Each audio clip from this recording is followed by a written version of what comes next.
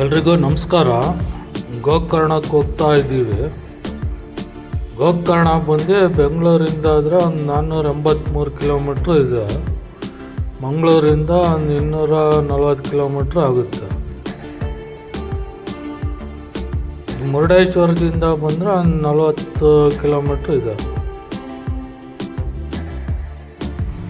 ನಾವು ಕಾರವಾರ ಕಡೆಯಿಂದ ಬರ್ತಾ ಇದ್ದೀವಿ. ಕಾರವಾರದಲ್ಲಿ ಉಳ್ಕೊಂಡಿದ್ವಿ. ಗೋವಾ ಎಲ್ಲ ಸುತ್ಕೊಂಡು ವಾಪಸ್ಸು ಬರ್ತಾ ಹಂಗೆ ಕಾರವಾರ ಮೇಲೆ ಗೋಕರ್ಣಕ್ಕೆ ಬರ್ತಾ ಇದ್ದೀವಿ. ಏನಾಯಿತು ಅಂದರೆ ಬಂದ್ವಿ, ಏನೋ ಮೇನ್ ರೋಡಿಗೆ ಬಂದ್ವಿ. ಗೋಕರ್ಣ ಟೌನು ಸಿಕ್ತು. ಅಲ್ಲಿ ಬೀಚಿಗೆ ದಾರಿ ಅಂತ ಹಾಕಿದ್ರು. ಸರಿ, ಆ ದಾರಿ ಹುಡ್ಕೊಂಡು ಹೊರಟ್ವಿ. ಅದು ಹೋಗ್ತಾನೆ ಇದೆ. ನೋಡಿದ್ರೆ ಅದು ಗಂಗಾವಳಿ ಬೀಚ್ ರೋಡ್ ಅಂತ. ಸುಮಾರು ದೂರ ಹೋಗಿದ್ವಿ. ಆಮೇಲೆ ಇನ್ನೇನು ಇಷ್ಟು ದೂರ ಬಂದಿದ್ದೀವಿ, ಆ ಬೀಚು ನೋಡ್ಕೊಂಡವನ ಅಂದು ಗಂಗಾವಳಿ ಬೀಚ್ ನೋಡ್ಕೊಂಡು ಆಮೇಲೆ ಅಲ್ಲಿಂದ ಈಗ ಗೋಕರ್ಣ ಬೀಚ್ ಕಡೆ ರೂಟ್ ತೊಗೊಂಡು ಬರ್ತಾ ಇದ್ದೀವಿ.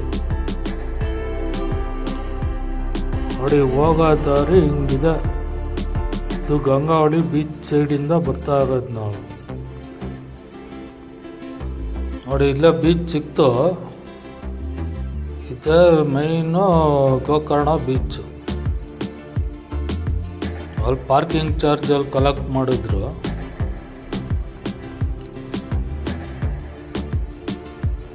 ಗೊತ್ತಿಲ್ಲ ಎಷ್ಟು ತಗೊಂಡ್ರು, ಮರ್ತೋಯ್ತು. ಒಂದು 50 ರೂಪಾಯಿ ತಗೊಂಡ್ರು ಅನ್ಸುತ್ತೆ.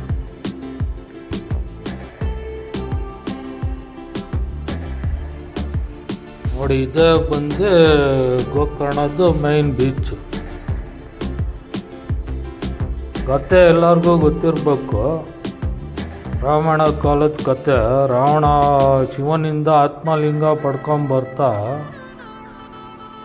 ಈ ಜಾಗಕ್ಕೆ ಬಂದಾಗ ಇಲ್ಲಿ ಸಂಧ್ಯಾ ವಂದನೆ ಮಾಡಬೇಕು ಅಂದ್ಬಿಟ್ಟು ಆತ್ಮಲಿಂಗ ಶಿವ ಹೇಳಿರ್ತಾನೆ, ನೀನು ಸೀದಾ ನಡ್ಕೊಂಡೇ ತಗೊಂಡು ಹೋಗ್ಬೇಕು, ನೆಲದಲ್ಲಿ ಇಡೋಂಗಿಲ್ಲ, ಇಟ್ಟರೆ ಅಲ್ಲೇ ಸ್ಥಾಪನೆ ಆಗ್ಬಿಡುತ್ತೆ ಅಂತ. ಅವನು ಆತ್ಮಲಿಂಗ ಪಡ್ಕೊಂಡು ಲಂಕೆ ಕಡೆ ಹೊರಟಿರ್ತಾನೆ. ಅವ್ನು ಡೈಲಿ ಅಭ್ಯಾಸ ಇರುತ್ತೆ ಸಂಧ್ಯಾ ವಂದನೆ ಮಾಡೋದು.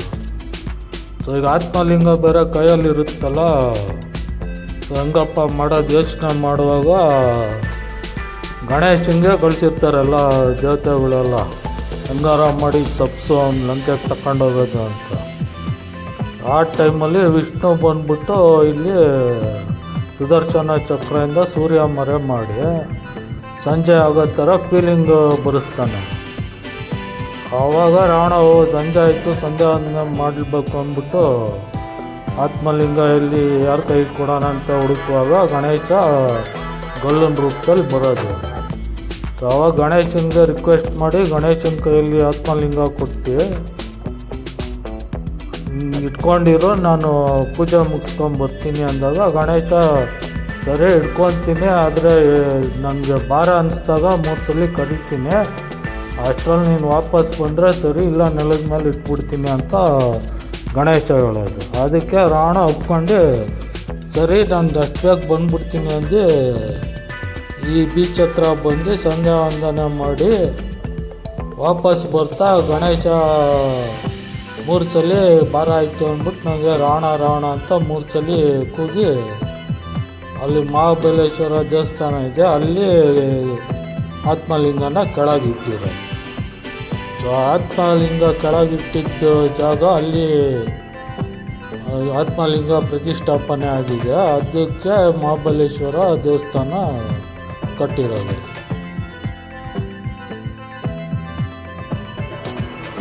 ಇದು ಟೂರಿಸ್ಟ್ ಪ್ಲೇಸು ಹೌದು. ಬೀಚ್ ಹತ್ರ ಎಲ್ಲ ಬೋಟ್ ರೈಡಿಂಗು, ಒಂಟೆ ರೈಡಿಂಗು, ಕುದುರೆ ರೈಡಿಂಗು ಎಲ್ಲ ಇದ್ದಾವೆ. ಒಂದು ಸೈಡ್ ಬಂದರೆ ಬೇಕಾದ್ರೆ ಬೋಟಿಂಗ್ ಎಲ್ಲ ಮಾಡ್ಕೊಂಡು ಹೋಗ್ಬೋದು.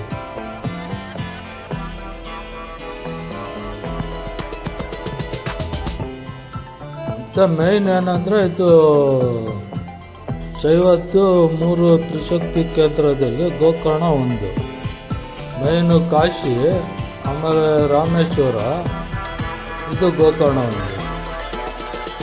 ಅಂದರೆ ಮುಕ್ತಿ ಸಿಗೋ ಜಾಗ ಅಂತ ಪರಶುರಾಮ ಗುರುತಿಸಿರೋ 7 ಮುಕ್ತಿ ಕ್ಷೇತ್ರದಲ್ಲಿ ಇದು ಗೋಕರ್ಣನೂ ಒಂದು.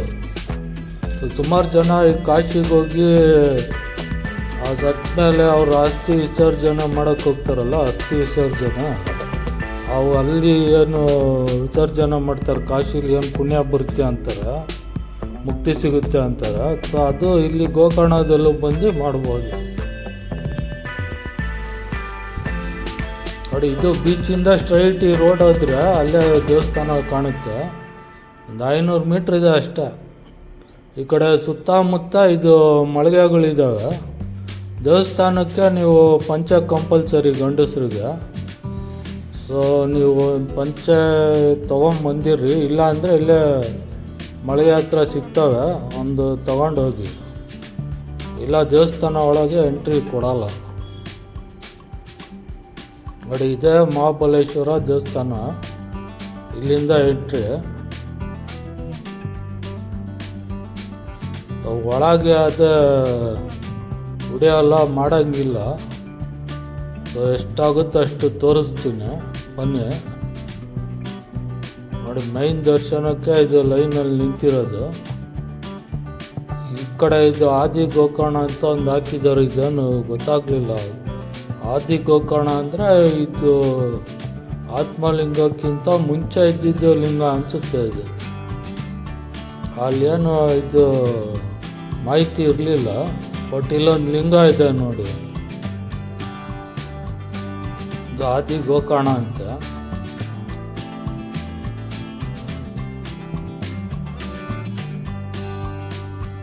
ನೋಡಿ ಇಲ್ಲೊಂದು ಅದು ಸಾಕೇಶ್ವರ ಅಂತ.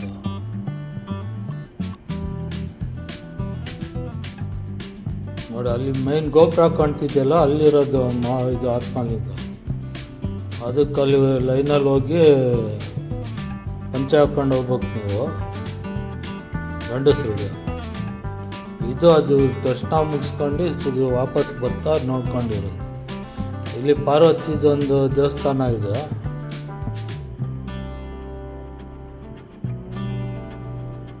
ನೋಡಿ ಒಳಗೆ ಆವರಣ ಈ ಥರ ಇದೆ. ಇಲ್ಲಿ ಅಸ್ಥಿ ವಿಸರ್ಜನೆ ಮಾಡೋ ಒಂದು ಜಾಗನೂ ಇದೆ. ಅಲ್ಲಿ ಅವೆಲ್ಲ ವಿಡಿಯೋ ಮಾಡಲಿಲ್ಲ.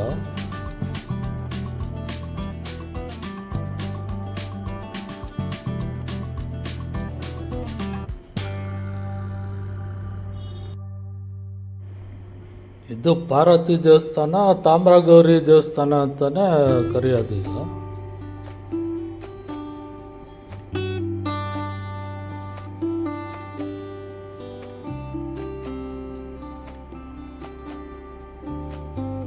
ಇದು ದೇವಸ್ಥಾನ ಒಂದು ಸುತ್ತಾಕೊಂಬಂದ್ರೆ ಇವೆಲ್ಲ ಅಕ್ಕಪಕ್ಕ ಸಿಗ್ತವೆ.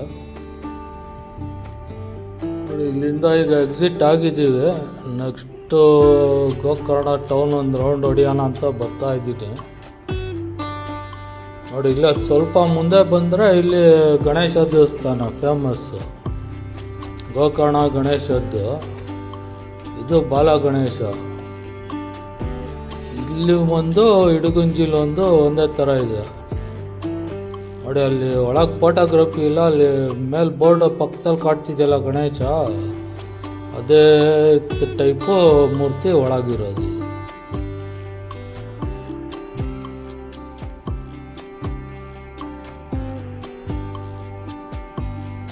ಇಲ್ಲೆಲ್ಲ ಏನೋ ಗೋಶಾಲೆ ಇರಬೇಕು, ಎಲ್ಲ ಗೋಗಳಿಗೆಲ್ಲ ಕಟ್ಟಾಕಿದ್ದಾರೆ.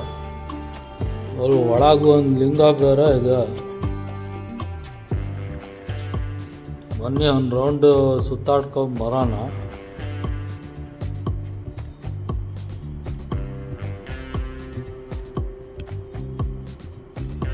ಇಲ್ಲಿ ಮನೆಗಳೆಲ್ಲ ಒಂಥರ ಓಣಿ ಟೈಪು ಅಲ್ಲಿ ಇದ್ದಾವೆ. ಎಲ್ಲ ಇವರು ಯಾರೋ ಪೂಜೆ ಮಾಡೋದು, ಅಸ್ಥಿ ವಿಸರ್ಜನೆ ಮಾಡೋಕ್ಕೆ ಸುಮಾರು ಜನ ಬರ್ತಾರೆ. ಸೊ ಅವರು ಪುರೋಹಿತರು ಮನೆಗಳೆಲ್ಲ ಈ ಕಡೆ ಇದ್ದಾವೆ. ಅಂದರೆ ಎಲ್ಲ ಓಣಿ ಮನೆಗಳು ಒಂಥರ ಚೆನ್ನಾಗಿದೆ. ನೋಡಿ ಇದು ಯಾವುದೋ ಒಂದು ಓಣಿ ಅಂತ.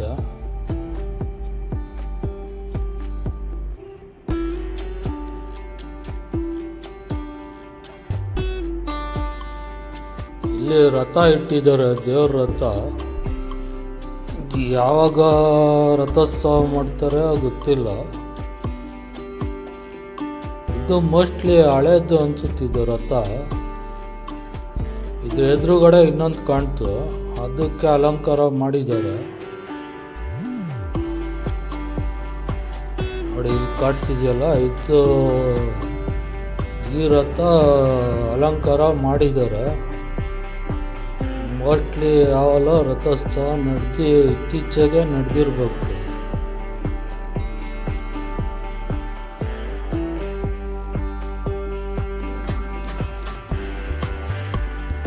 ರಥ ನೋಡಿ ಎಷ್ಟು ದೊಡ್ಡದಾಗಿದೆ, ಹತ್ರನೂ ಇದೆ.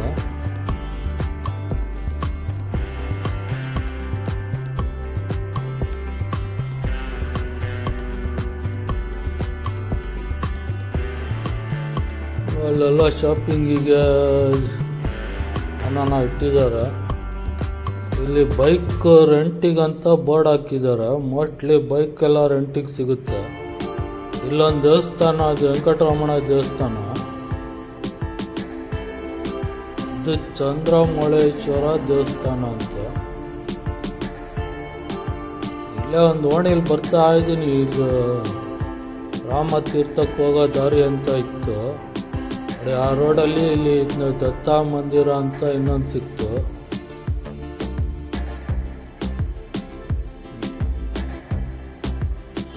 ನೋಡಿ ಅಲ್ಲಿ ಕಾಣ್ತಾ ಇದೆ ನೋಡಿ, ಇದೆ ಕೋಟಿ ತೀರ್ಥ ಅಂತಾರೆ. ರಾಮ ತೀರ್ಥ ಅಂತ ಹಾಕಿದ್ರು ಅಲ್ಲಿ.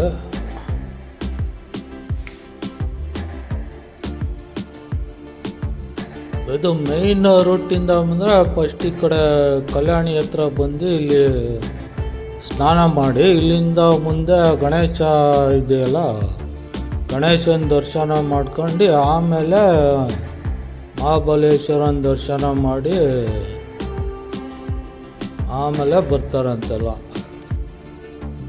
ಅಂದರೆ ಪದ್ಧತಿ ಇರೋದು ಹಂಗೆ, ಫಸ್ಟ್ ಇಲ್ಲಿ ಸ್ನಾನ ಮಾಡಿ ಗಣೇಶನ ನೋಡಿ ಆಮೇಲೆ ಮಹಾಬಲೇಶ್ವರನ ದರ್ಶನ ಮಾಡಬೇಕು ಅಂತ.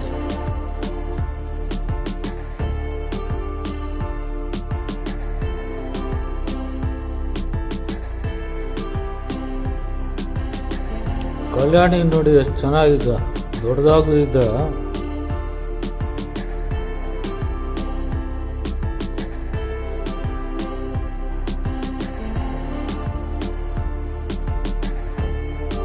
ನೀರು ಇಲ್ಲಿ ಕ್ಲೀನಾಗಿದೆಯಪ್ಪ, ಮೋಸ್ಟ್ಲಿ ಹರಿಯೋ ನೀರು ಅನಿಸುತ್ತೆ.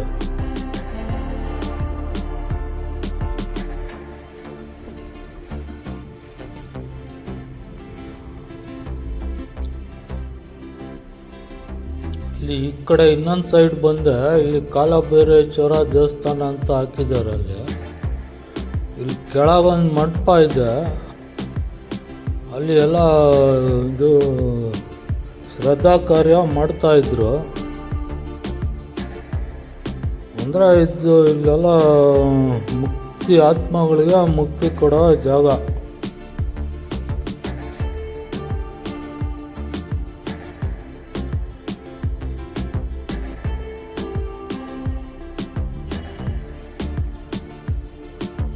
ನೋಡಿ ಇಲ್ಲಿಂದ ಈ ಕಡೆ ಹೋಗ್ತಾ ಒಂದು ಸ್ಮಶಾನ ಕಾಳಿ ದೇವಸ್ಥಾನ ಅಂತ ಬೋರ್ಡ್ ಹಾಕಿದ್ರು, ಅಲ್ಲಿಗೆ ಬರ್ತಾ ಇದ್ದೀನಿ.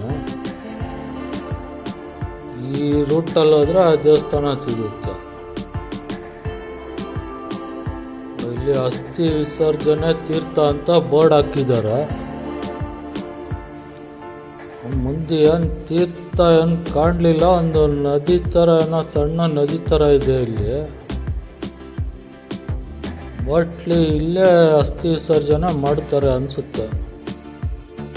ನೋಡಿ ಬ್ರಿಡ್ಜ್ ಅಕ್ಕಪಕ್ಕ ಇದೆಯಲ್ಲ, ಒಂದು ಸಣ್ಣ ನದಿ ಥರ ಇದೆ ಅದು.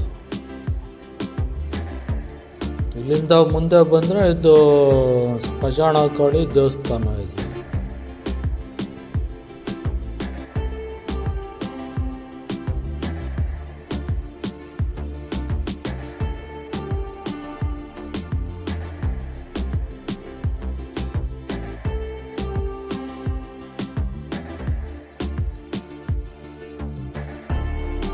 ಇದೆಲ್ಲ ಬಸ್ ಸ್ಟ್ಯಾಂಡ್ ಏರಿಯಾ. ನೋಡಿ ಇಲ್ಲಿ ಫಿಶ್ ಊಟ ಎಲ್ಲ ಸಿಗುತ್ತೆ ಬಸ್ ಸ್ಟ್ಯಾಂಡ್ ಎದುರುಗಡೆ.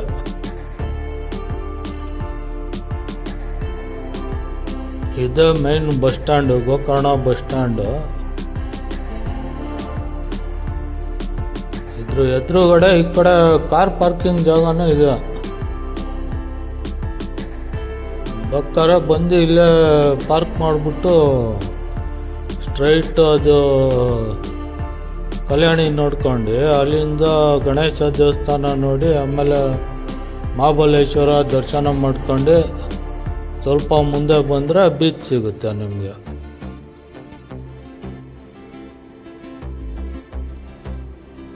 ಬನ್ನಿ, ವಾಪಸ್ಸು ಬೀಚ್ ಕಡೆ ಬಂದಿದ್ದೀವಿ. ಒಂದು ಸ್ವಲ್ಪ ಬೀಚ್ ಹತ್ರ ಆಟ ಆಡಿ ಹೋಗೋಣ.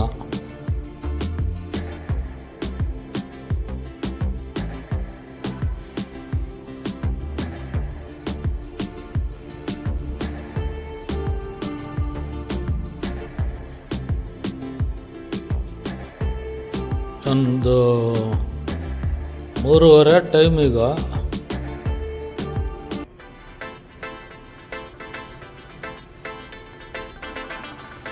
ಇಲ್ಲಿಂದ ಮುಂದೆ ಇದು ಕುಮಟಾ ಬೀಚ್ ಸಿಗುತ್ತೆ, ಅದು ಚೆನ್ನಾಗಿದೆ. ಮಿರ್ಜಾನ್ ಫೋರ್ಟ್ ಅಂತ ಇದೆ. ಈ ಕಡೆ ಬಂದರೆ ಎಲ್ಲ ನಾಲ್ಕೈದು ಪ್ಲೇಸ್ ನೋಡ್ಕೊಂಡು ಹೋಗ್ಬೋದು.